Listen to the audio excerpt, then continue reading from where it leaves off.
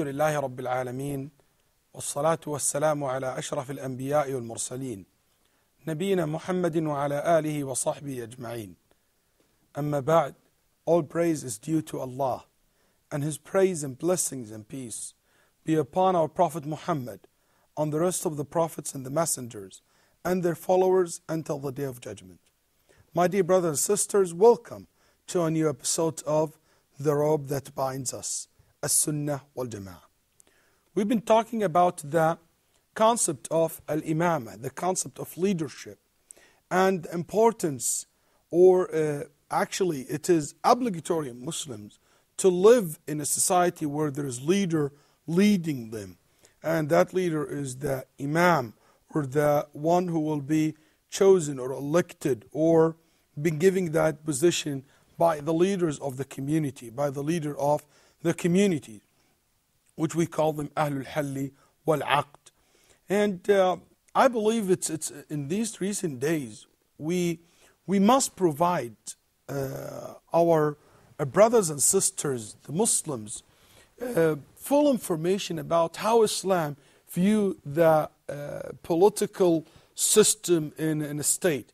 Because how can they have an Islamic state? Because when we talk about an Islamic state, sometimes you find that there's people get scared, and scared in the sense that they think that Islamic state, it means people will be oppressed, people will not have freedom, and this Islamic state, it means that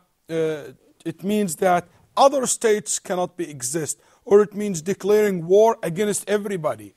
That's what some Western have in their mind about the concept of Islamic State. And maybe this idea came because some Muslims misrepresent the concept of an Islamic State to the Western or to the world. Even among Muslims, they think that Islamic State, it means only when they think about Islamic states, they think about a place where people's hand will be cut, the head chopped off, and people will be walking in the street, hitting people, or stripping people from their freedoms, or forcing people to do things that not necessarily they want to do. Some people have this idea, which is not necessarily to be right or correct. It comes, I believe, because whoever wrote about the concept of khilafah in Islam, or the meaning of having an Islamic state, sometimes you find a group of authors who authored books about the concept of Islamic states, the concept of leadership in Islam, but they don't have that much information or studying in the books of fiqh, the Muslim jurist. They did not even study the books of Aqidah that are related to the Islamic belief, where the early Muslim scholars discussed these issues in details. Usually they are thinkers or people who are generally educated in Islam. And they start talking about the political system in Islam and about the leadership positions in Islam and so on. On the other hand, you find some people also talking about this issue, and what they bringing into the table, ideas and views which is not practical. Implementing these views and ideas will be something very hard to put it in practical way. So we end up with two group of people really did not provide much for the Muslims and for the non-Muslims today in regard to this issue. And what I'm trying to do here in this episode, not to talk about things that we cannot change or we cannot do, but at least we educate ourselves about the concept, the main guidelines of the concept of imamah, because it will help us. It will help us to come together, to be around our leaders, and to be able to provide to our societies and communities, inshallah, more good and more prosperity and security as well. We talked last episode about the condition that the imam should meet. And we said we can categorize these conditions to two categories. A condition that must exist in the imam must exist in the imam for his leadership position to be valid. And we said the first rule is to be Muslim. Then we said also to be male, then we said he must be free, and he must be also adult, and we said he must be person who is sane. And also we have another group of conditions, set of conditions, that they are highly recommended, but the leadership position or the imamah will be valid without them. 1, righteous and just. Righteous and just. So it's highly recommended that the leader of Muslim be righteous man. Be a righteous man. And be also just. But might be sometimes some people who, when they get in this position, their religion became weak, start practicing some sins, or even he might be not just all the time in all the cases. Maybe in some way he will not be just, and change happen to him. This changing will not take him out of Islam, fold of Islam. So if this is the case, he's still Muslim, his leadership is still valid. Okay. Also, from Quraysh, it's highly recommended that the leadership be given to a person from Quraysh. And this is what the Prophet ﷺ said, Al-imamatu fi Quraysh. The great imam of Muslims, the caliph, he should be from Quraysh. The Prophet ﷺ said that in authentic hadith. Also, knowledgeable in Sharia and in politics. Knowledgeable in Sharia and politics. He should be knowledgeable in Sharia to know the rules. And this is part of him being righteous. And also in politics, so he have experience because he is leading the Muslims. Also experienced in leadership. It should not be the first leadership position he took in his life. He should be a person who is experienced in this area. Also the scholar said he should be wise and brave. Wise and brave. Cannot be brave and not wise, because this can take the country to, or he can make a decision which can hurt the country or hurt his people. Also, middle age and maintain a good appearance. Middle age and maintain a good appearance. The scholar said that in middle age, he should not be too old, neither he's too young, neither he's too young. Some scholars said 40 and up. 40 years old and older. But he should not be like in 70s or 80s. But anyway, even if they choose somebody who's old or younger than 40, it will be valid. It will be valid, but he must be what? Adult. He must be an adult.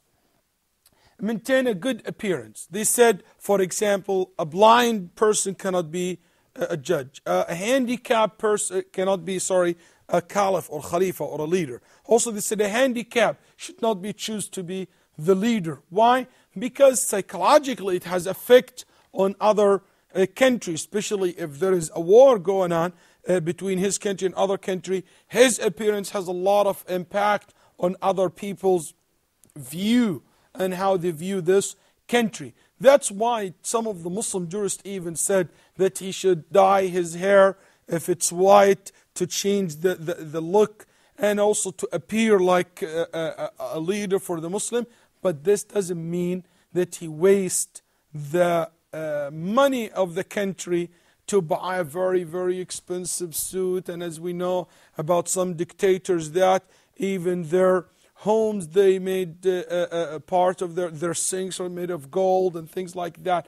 This is not acceptable, because this is wasting the money of the society or money of the community. But he should maintain a good appearance in general. This is for the conditions of the imam. Let's move quickly to another point. What is the ultimate goals of imam? What's the ultimate goals of imam? Why we need to have an imam, a leader for the Muslims? Why we need to have that? What this leadership position should provide for the society? There is two goals, main goals. One, religious goals and worldly goals. So many people think about religious goals, but they forget there is also worldly goals. Both must exist. You cannot think about the leadership position only talking about religious goals. if he cannot provide the worldly goals to the society or to the community. Let's say there is a leader who can come to the leadership position, and he can provide some religious goal to the community, but he cannot provide security to the community. He cannot provide a good economy to the society. He cannot provide he cannot provide for the community or the society jobs, or create jobs, or having a political agenda where he can survive and help the society. In this case, he's not fulfilling his role as a leader for the society and for the community. And this is very important. This issue been addressed by the Muslims long time ago by studying any book of al-ahkam, sultaniyah, the rules of the leaders, or the roles of the leaders in the community. You will see that they always mention these two goals. Allah subhanahu wa ta'ala said, الَّذِينَ إِن مَّكَّنَّاهُمْ فِي الْأَرْضِ أَقَامُوا الصَّلَاةَ وَآتَوُا الزَّكَاةَ وَأَمَرُوا بِالْمَعْرُوفِ وَنَهَوْا عَنِ الْمُنكَرِ وَلِلَّهِ عَاقِبَةُ الْأُمُورِ. In Surah 22:41, those who should we establish them in the land will keep up prayer and pay the poor rate and enjoying good and forbid evil. And Allah subhanahu wa ta'ala, وَلِلَّهِ عَاقِبَةُ الْأُمُورِ, يعني all matters will be referred to Allah subhanahu wa ta'ala.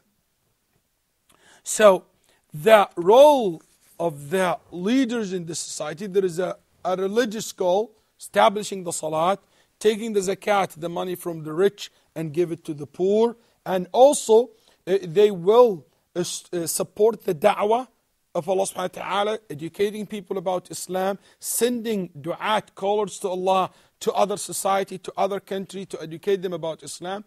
And also worldly goals. And the first one, to provide security for the society, to secure the country from anybody to attack them, or from within to have people, thieves or highway robbers, that they attack the travelers. He also provides system and law to be in order inside the society.